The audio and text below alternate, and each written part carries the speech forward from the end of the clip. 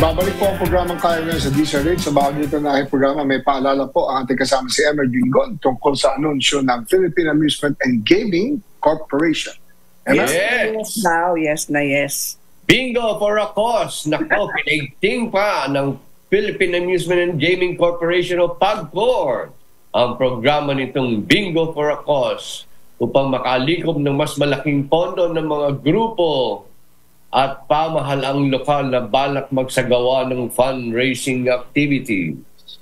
Ayon kay PAGCOR Bingo Department Assistant Vice President Maria Teresa Ocampo, inaprubahan kailan ang ahensya ng ilang bagong pakete para sa community bingo program dito.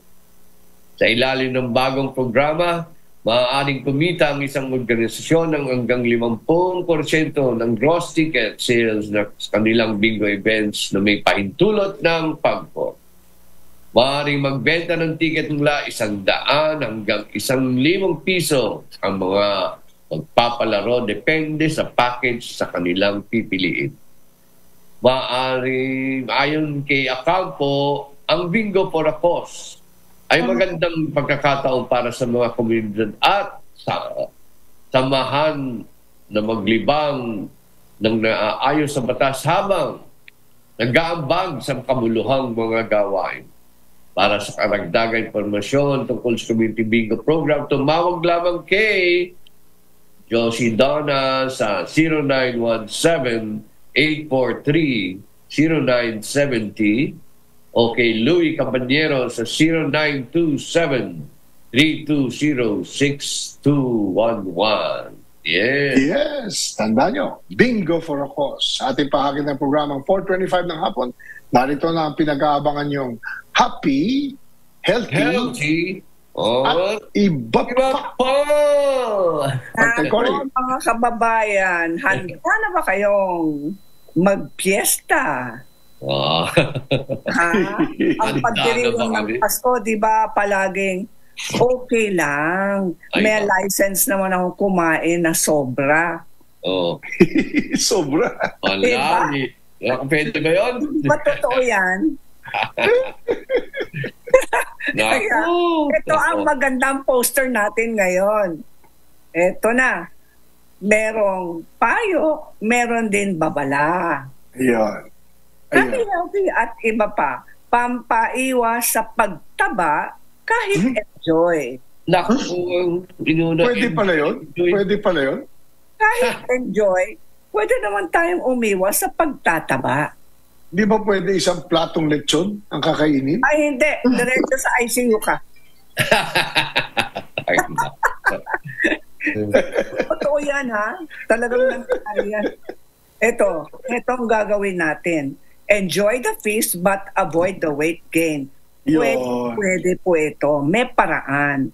Pero isang babala, huwag natin kalilimutan, ang overeating ay siyempre magkakaroon din tayo. Ito po ay sanhi ng mga karamdaman.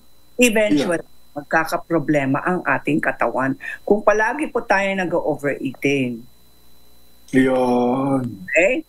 Ngayon, paano natin malalaman kung punong-puno na ang tiyan? Okay, ito mga senyal. Ang una, yung unang dighay. Yun. Unang tiyan, tama na. Pagkaunang dighay. Oo. Pangalawang dighay, sasabihin ng tiyan, sinabi ko na ba sa iyo? Tama na. Yun. Pangatlong dighay, naku, sasakit na ang tiyan mo. Ayun. Pero sabi ng mga eksperto, malalaman mo naman kahit walang dighay kung katamtaman na o katamtaman lang ang puno ng ating tiyan. O di ba sabi nila, Cory, pag naramdaman mo na, na 80% ka na. Mararamdaman mo yun eh. It is an internal feeling. Sa loob yan eh. Malalaman mo na satisfied ka na. Kahit walang dighay. Tama na. Malalaman mo naman yan eh. Kung sa tingin mo na, uy, mukhang okay naman ang pakiramdam ko ngayon sa pagkain ko, stop na. Pag stop na talaga. Ang Wag nang kumain sa pamamagitan ng ating mga mata. Ayun. Do not use your eyes. Ayun. Tama ba? Okay. At diba tugma sa ating special guest ngayon? Yes, Yeah. mamaya. Not use your eyes to eat. Oh, okay. Makikita Takaw, mo yung di ba may pinggan mo. term? Ayan, gusto Takaw ko yan. mata. Gusto ko yan. Gusto ko yan. Takaw mata. Takaw, Yung tigil. mata mo, Tama. siyempre sasabihin ng mata, makulay yan, okay yan sa akin, kunin ko. Tapos makikita mo na naman lahat ng mga pinggan, Yun. ang daming pagkain, tapos gagamitin mo lang yung mga mata mo sa pagkuha ng pagkain. Hindi. Kailangan, Ayun. teka muna. Sobra Ayun. na itong pinggan ko. Umaapaw na. So this is the time, do not use your eyes. Ito, overeating can lead to health problems. Dapat eat in moderation. Moderation. Hey. Yun. So, ano ang resulta sa pag-overeating? Number 1, acid reflux. Nako, ang dami meron ngayon yan. Ang dami ang gano'n na. Yun. Tapos alam nyo, pag tuloy-tuloy ang acid reflux po natin, balang araw masusunog ang ating lalamunan. Lalamunan. Correct. Pag hindi yan makorek, okay, hindi natin maayusan yung acid reflux na yan, baka balang araw, sabi ng mga doktor, magkakaroon ka ng cancer, throat cancer. Ayun. Naku, ayoko. Okay, tapos ano pa yung isang simptoma? Bloating at gas. Mhm. Mhm. At maingay ang gas, di ba? Ayaw mo naman mapahiya ka sa isang Oo, tao. meeting. Hindi lang maingay. Oh. Nabaho rin. Oo, maingay na ba?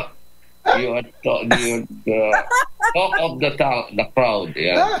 Talk of the room. Yeah. Oo. Inaabuta sa elevator. Yun. O yan.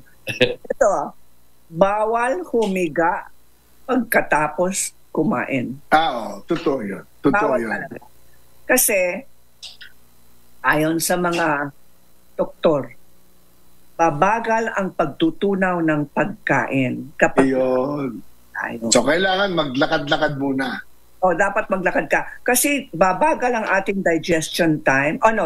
Hahaba ang ating digestion time.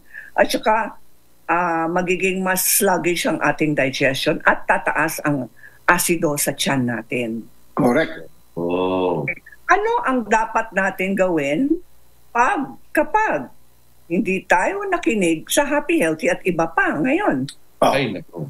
Okay. You are Ang unang sinabi ni partner Ricky, tamang sinabi niya, take a 15-minute walk after a meal. Yun. 15 minutes. ha? 15 minutes minimum. Huwag kang umupo, huwag kang humiga, dapat nakatayo ka lang. Ayun. Tama. Yeah, stand around, di ba? Go around kung saan ka. Tapos Correct. number 3, uminom ng salabat or ginger tea, walang asukal.